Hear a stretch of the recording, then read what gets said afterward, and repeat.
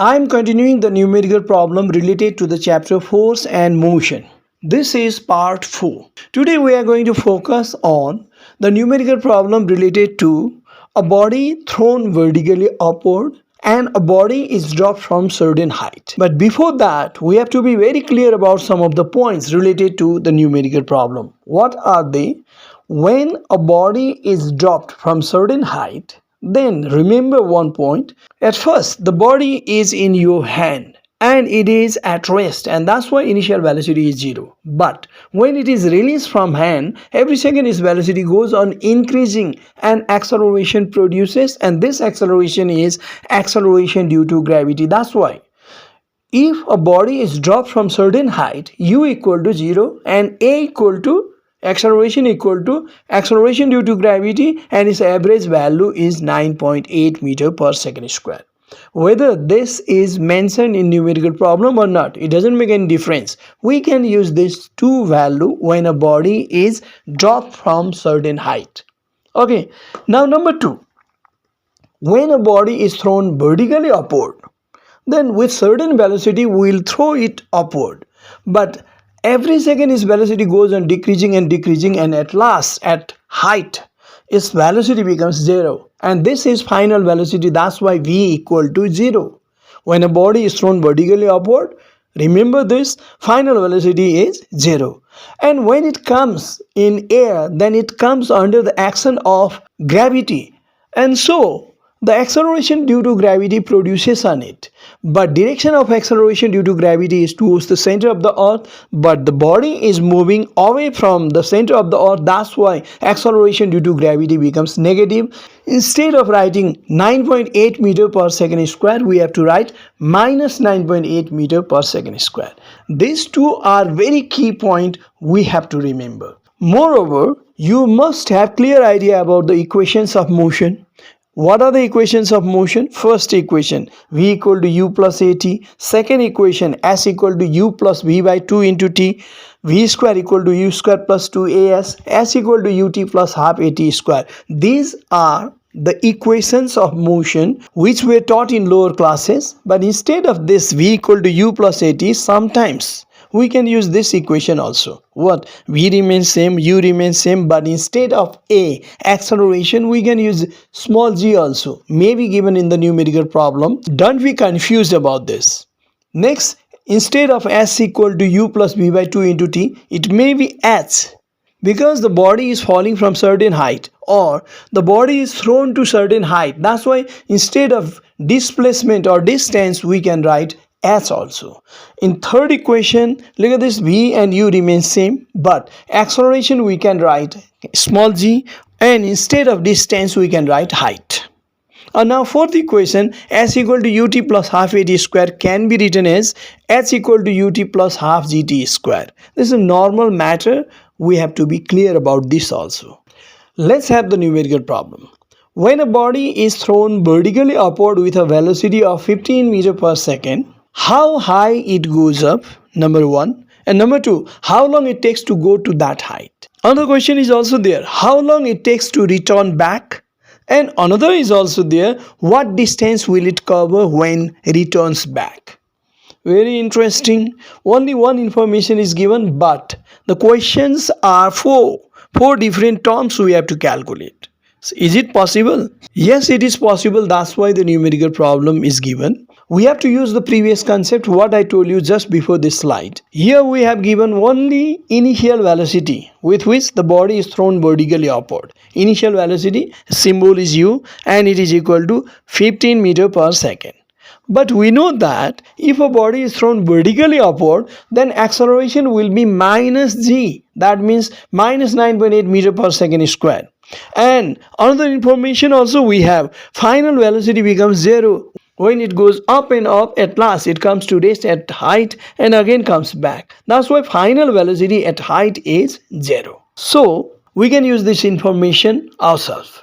Now the question is, how high it goes up. Now among these four equations, which we have to select and use to get the answer. Now look at this numerical. What we have, UAVS. UAV are given. S is the question. That's why we have to select the equation which contains UAVS. Looking at this equation, UAVS is missing here, UA is missing here, UAVS. Yes, all these four are present in third equation. That's why we are going to use this third equation. We have v square equal to u square plus 2as. Now we have to put the value. These values are taken. In place of v, I am writing 0. Yes. And initial velocity u 15 and 2 remains same. A is minus 9.8. It is given here. And h we are going to calculate. Now 15 into 15 is equal to 225. 2 times minus 9.8 becomes minus 19.6. Now next step, 19.6 into s can be taken to left hand side. Now only 225 is left towards right hand side, and h is equal to 225 divided by 19.6, and the result is 11.47959. We are taking just 2 digit after decimal point. Here third digit is 9. If third digit is 5 or more than 5, then we have to add 1 to the second digit. So we can write the same like this, h equal to 11.48 meter. Now next question. Second question is time. How long it takes to go to the maximum height. Now if we have four informations u, a, v, s, fifth can be calculated easily by using any equation, but that equation must have t. So I want to use the equation of acceleration. Acceleration equal to v minus u by t. And if t is taken to left hand side, then we'll have v minus u by a. Now we can put the value. In place of v, 0. In place of u, 15. Minus is present in between these two. And a is minus 9.8 and 0 is meaningless. So we can write minus 15 upon minus 9.8, minus minus cancel, and 15 divided by 9.8 gives 1.5306. Now we are taking just 2 digit after decimal point. Third digit is 0, so I want to ignore this 0 and 6. 1.53 second is the time taken by that body to go to maximum height. So number 2 is also solved. Now let's have number 3. Time taken to return back. What it mean? Time taken to go up is t, and time taken to return back should also be t, because while going up its acceleration is 9.8, while coming down also its acceleration is 9.8. Minus and plus is because of the direction only. That's why if acceleration is same, then it takes same time to go up and same time to come down. So time taken to return back to its initial position is equal to 2 times t. T is already present here, and that's why we can calculate 2 times t is equal to 2 into 1.53, and this is equal to 3.06 second. Now let's have another question. Distance traveled when returned back. What it mean? Total distance. Distance traveled to reach up to the maximum height, and distance traveled to come back to the initial position. It means if it travels at distance to go up to the maximum height, then again it covers the same distance as to come back to its initial position. That's why distance traveled when returned back is equal to 2 times h. If we multiply this h with 2, then we'll get the result. So 2h is equal to 2 into 11.48 meter. If we multiply this, then the result is 22.96 meter. This is the total distance. Let's have another question also. A body dropped from the top of a tower hits the ground with the velocity of 40 meter per second. Calculate the height of the tower. Very interesting. Here also only one information is given.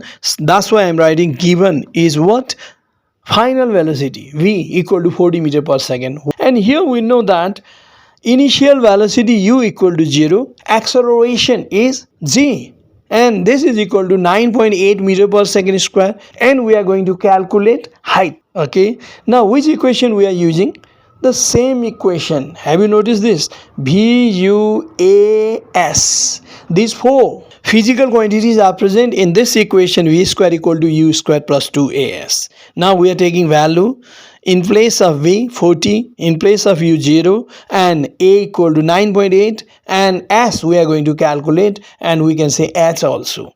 40 square means 1600 and 0 square means 0. It is meaningless, that's why I want to ignore this, and 2 into 9.8 gives 19.6 and h is left. Now next step, h is equal to 1600 divided by 19.6, and if we divide by using calculator, we will get this value 81.63265. Now we are using just 2 digit after decimal point, and here it is 63, and third digit is less than 5, so we are going to ignore all this digit 265. Okay, that's why I'm writing h is equal to 81.63 meter. That's why we can write one sentence for it. Therefore height of the tower is 81.63 meter. Okay, now I want to stop. I think I made you clear about the numerical problem related to a body when it is dropped from certain height and the body which is thrown vertically upward. Okay, we'll meet in next class with some other matter.